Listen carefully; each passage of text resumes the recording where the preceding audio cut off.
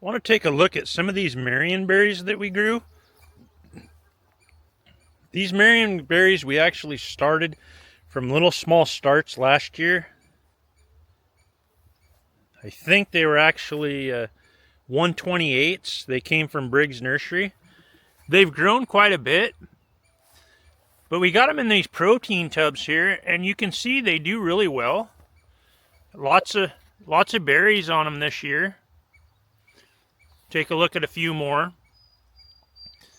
Marionberries, they're pretty pokey,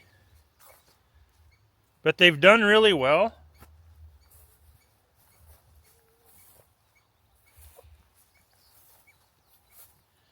Really anxious to get the berries off of them this year. You can see a lot of them on there. But just wanted you guys to take a look at some of the Marionberries here and how they actually do really well in these pots here.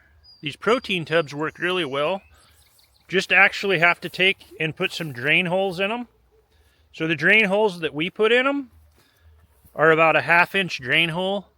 And actually the roots can actually go through there and go down and root in the ground, which makes it really nice.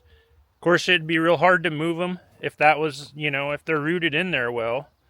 But it actually helps them.